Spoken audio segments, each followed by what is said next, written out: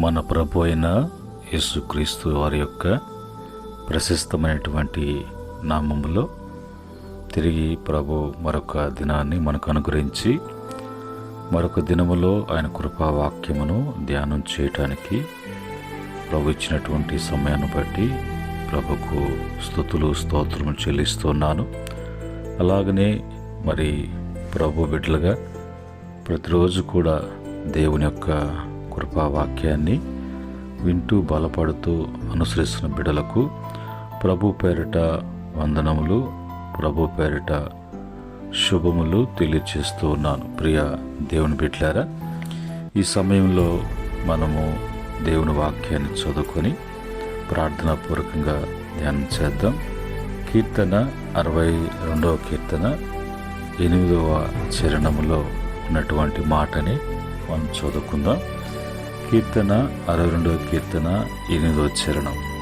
జనులారా, ఎల్లప్పుడూ ఆయన యందు నమ్మిక ఉంచుడి, ఆయన సన్నిధిని మీ హృదయములను కృమ్మరించుడి. దేవుడు మనకు ఆశ్రయం. మా పరిశుద్ధుడా, మా ఆశ్రయదుర్గమా, నమ్ముకునదగినటువంటి సహాయకుడా, స్తుతిస్తున్నాం. ఈ సమయంలో నీ మాటలను మాకు వివరించి బోధించండి, తెలియపరచండి, ప్రభా స్థిరపరచండి. యేసుక్రీస్తు నామములో అడిగి వేడుకుంటున్నాము తండ్రి, ఆమెన్.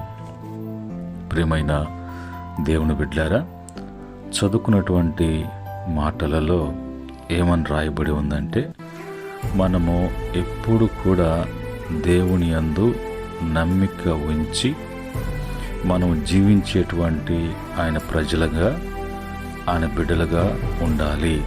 అది ఎల్లప్పుడూ మన జీవితంలో నమ్మకాన్ని బట్టి నమ్మకంగా ముందుకు సాగటానికి మనము ఆ విధంగా నడుచుకోవాలి.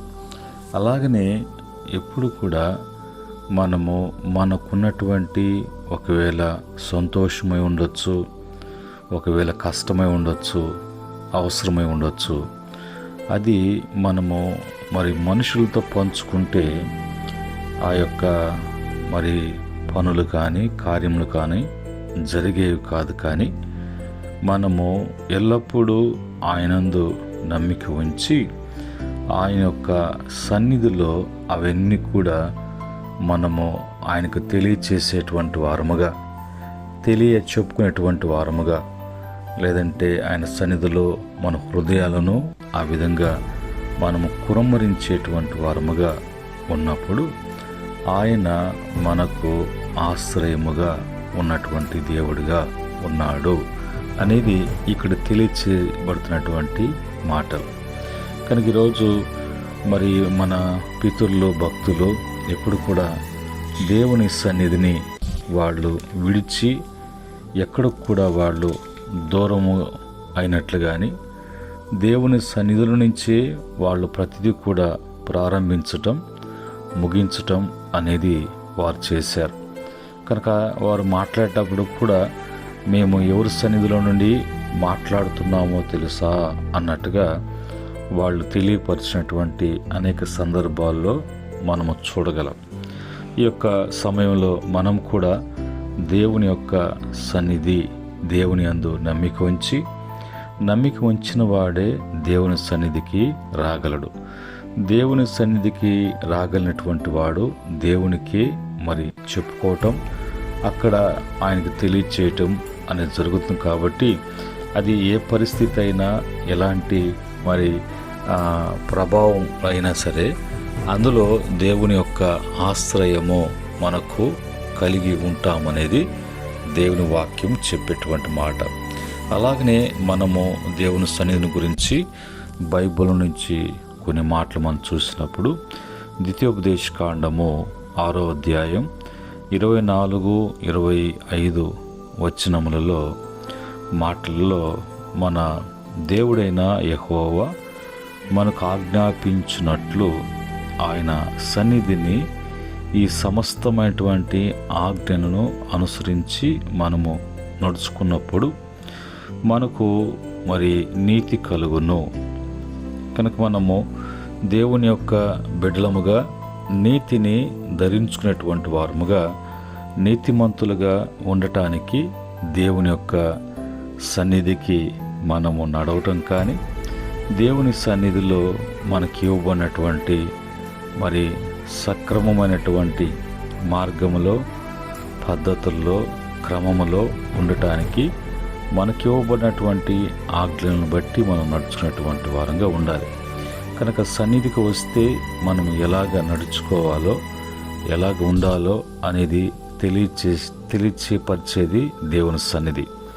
రెండవదిగా మరి దేవుని వాక్యం నుంచి ద్వితీయోపదేశకాండము 12వ అధ్యాయం 18వ వచనములో, నీ దేవుడైన యెహోవా ఏర్పరచుకున్న స్థలముననే నీవు, నీ కుమారుడు, కుమార్తెలు, నీ దాసులు, దాసి, నీ ఇంట నుండు లేవీయులు కలుసుకొని నీ దేవుడైన యెహోవా సన్నిధిని మరి తిని నీవు చేయు ప్రతి ప్రయత్నములలో నీ దేవుడైన యెహోవా సన్నిధిని నువ్వు సంతోషించదు. ఒకటి మనము మనకు కలిగిన సమస్తం కూడా మరి ఆయన సన్నిధికి రావాలని, ఆయన ఏర్పాటు చేసినటువంటి స్థలములో మనము చేయవలసినటువంటిది ఏదైనా కూడా చేయాలని, కనుక ఆ విధంగా మనము చేస్తూ ఉన్నప్పుడు, ఆ విధంగా సమకూర్చబడుతున్నప్పుడు, తెలియచేసిన విధములో మనం నడుచుకుంటూ ఉన్నప్పుడు దేవుని యొక్క సన్నిధిలో ఉన్నటువంటి సంతోషాన్ని మనము అనుభవించగలము అనే మాట దేవుని వాక్యం సెలవిస్తుంది. మూడవదిగా మొదటి దినవృత్తాంత గ్రంథాలు 16వ అధ్యాయం 10-11 వచనం ప్రకారంగా, యెహోవాను ఆశ్రయించుడి, ఆయన బలమును ఆశ్రయించుడి, ఆయన సన్నిధిని నిత్యము వెదుకుడి. కనుక దేవుణ్ణి వెదికేటువంటి వారముగా, ఆయన సన్నిధిలో ఆయన్ని వెదికేటువంటి వారంగా ఉన్నప్పుడు మన జీవితాలలో నీతి కలిగి సంతోషముతో ముందుకు మనము సాగటానికి దేవుని యొక్క సహాయము మనకు అందించబడుతూ ఉంటుంది.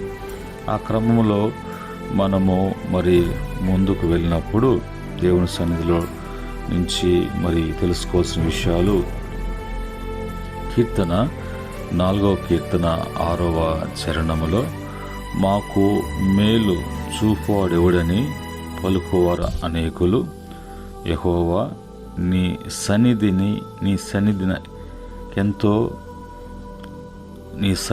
కాంతి మా మీద ప్రకాశింపచేయుడి. ఆయన సన్నిధికి వచ్చినప్పుడు ఆయన సన్నిధిలో ఉన్నటువంటి ఆయన యొక్క కాంతి అనేది మన మీద ప్రకాశిస్తూ ఉన్నప్పుడు, ఆయన సన్నిధి కాంతిలో నుండి మన రహస్య పాపములన్నింటినీ కూడా మనకి ఉన్నటువంటి పొరపాట్లు ఏదో తెలుసుకోవటానికి, తీసివేసుకోవటానికి, ఆయన బిడ్డలుగా మనము తేజరెళ్ళటానికి, ఆయన బిడ్డలుగా మనము వర్ధిల్లటానికి ఆయన యొక్క సన్నిధి కాంతి మనకు సహాయం చేస్తుంది. కీర్తన 5వ కీర్తన 3వ చరణములో భక్తుడు అంటాడు, యెహోవా ఉదయమున నా కంఠస్వరము నీకు వినబడును, ఉదయమున నా ప్రార్థన నీ సన్నిధిని సిద్ధము చేసి కాచుకొని ఉందును అని రాయబడును. కనుక ఆ ఉదయాన్నే ఆయన సన్నిధిలో ఏం చేస్తున్నాడు అని అంటే, తన యొక్క కంఠస్వరాన్ని ప్రభువుకు వినిపిస్తున్నాడు. ఏం చేస్తున్నాడు అంటే, ఆయన సన్నిధిలో నుండి ఆయనకి ఎప్పుడు కూడా ప్రార్థన చేసుకుంటూ, ఆయన తెలియచేసుకుంటూ, చెప్పుకుంటూ, మాట్లాడుకుంటూ ఉన్నప్పుడు వారు ఆయన సన్నిధిలో స్థిరముగా నిలిచేటువంటి వారుగా వారు జీవించగలరు అనేది వాక్యము సెలవిచ్చేటువంటి మాటలు. ఆ క్రమంలో దేవుని సన్నిధిలో నిలిచి ఉంటే, దేవుని సన్నిధికి వస్తే మనము ఎలాగా ఉంటాము, ఎలాంటి ఉపయోగాలు మనకు కలుగుతాయి అని చూసినప్పుడు, కీర్తన 16వ కీర్తన 11వ చరణంలో సంపూర్ణమైనటువంటి సంతోషము కలిగి జీవించగలము. రెండవదిగా సామెతలు 8:30 ప్రకారంగా ఆనందము అనేది మనము కలిగి ఉంటాం. మూడవదిగా మరి కీర్తన 31 కీర్తన 20 చరణ ప్రకారంగా ఆయన మనలను దాచును, మనం దాచబడి ఉంటాం లేక భద్రపరచబడినటువంటి వారంగా ఉంటాం. మరి నాలుగవదిగా 102 కీర్తన 28వ చరణములో సంతానము స్థిరపరచబడును, స్థిరత్వం అనేది ఆయన సన్నిధి వలన జరుగుతుంది. అలాగనే మరి ఐదవదిగా జకరయ గ్రంథము 3:7 ప్రకారంగా సన్నిధిలో ఉండుట అనేది భాగ్యం. ఎందుకంటే ఆయన సన్నిధిలో ఉండి అన్నీ కూడా మనం కలిగినటువంటి వారంగా, అన్ని విషయాలలో కూడా తృప్తిపరచబడేటువంటి వారంగా మనము మరి ఉండగలం. అలాగనే ఆరోదుగా మరి మొదటి దినవృత్తాంత గ్రంథాలు 16:7 ప్రకారంగా ఘనత ప్రభావములు ఆయన సన్నిధిలో ఉన్నాయి, అవన్నీ కూడా మనకు అనుగ్రహించబడతాయి. ఇది దేవుని వాక్య ప్రకారముగా మనకు ఉండవలసినటువంటిది, చేయవలసినటువంటిది, మనకు కలుగుబోవలసినటువంటి అన్నీ కూడా ఆ విధంగా కలుగుతాయి. అయితే దేవుని సన్నిధికి వచ్చినటువంటి వారు అయినటువంటి మనము ఎలాగుండాలి అంటే 96వ కీర్తన 9వ చరణ ప్రకారంగా ఎప్పుడు కూడా దేవుని సన్నిధిలో వణుకుతూ మరి భయముతో మనము భయభక్తులు కలిగినటువంటి వారంగా ఉండాలి. ఇదే మాట ప్రసంగి 8:12 కూడా అంటాడు. అలాగనే 98:6 ప్రకారంగా జయధ్వని చేసేటువంటి వారముగా, ఆయన్ని గణపరిచేటువంటి వారంగా, ఆయన్ని మరి కీర్తించి గణపరిచేటువంటి వారంగా ఉండాలి. అలాగనే 105వ కీర్తన 4వ చరణంలో నిత్యము ఆయన సన్నిధిలో ఉండి మనం వెతుకుతూ ఉండాలి. ఆయన మాటల కొరకు, కార్యముల కొరకు, ఆయన యొక్క తలంపులు, ఉద్దేశాలు, ఆయన యొక్క ప్రణాళిక, సంకల్పము మన పట్ల ఏమై ఉన్నదో అవన్నీ కూడా మనము వెతికేటువంటి వారంగా ఉండాలి. కనుక ఈరోజు ఈ మాటను బట్టి దేవుని సన్నిధిలో మనము ఎప్పుడు కూడా మరి రావటం అనేది, ఆయన సన్నిధిలో మనము మరి హృదయమును కురుమరించేటువంటి అనుభవంలో, ఆయన సన్నిధిలో ఎప్పుడు కూడా మనము మరి ఆయన సన్నిధి దూరము కాకుండా ఆయన సన్నిధిని కోరుకున్నప్పుడు మనము ఈ విధంగా అన్ని విషయాలు కూడా ఫలించటానికి, అన్ని విషయాల్లో కూడా మంచి మేలు జరగటానికి, ప్రతిదీ కూడా మనకు దేవుని వలనే లభించేటువంటి భాగ్యము మనకు యేసుక్రీస్తు ద్వారా అనుగ్రహించబడుతుంది. ఇటు మాటలను బట్టి మనము దేవుని యొక్క సన్నిధిని కోరుకుందాం.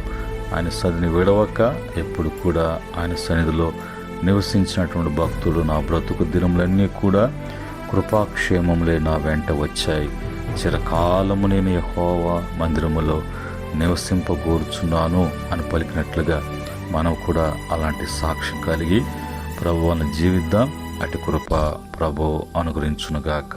ఆమెన్.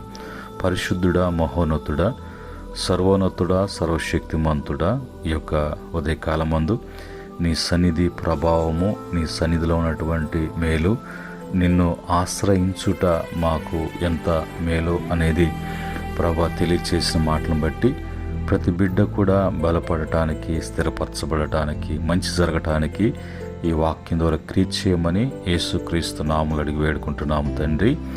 ఆమెన్. పరమందు తండ్రి ప్రేమ, కుమారుని కృప, పరిశుద్ధాత్మ యొక్క సహవాసం వింటున్న బిడలకును, అనుసరిస్తున్న బిడలకును, సకల పరిశుద్ధులకును, ఆయన దాసులకును సదా తోడై నడిపించునుగాక. ఆమెన్. దేవుడు మిమ్ములను, మీ కుటుంబాలను అన్ని విషయములలో దీవించి ఆస్వాదించి వర్ధిలింపచేయునుగాక. ఆమెన్.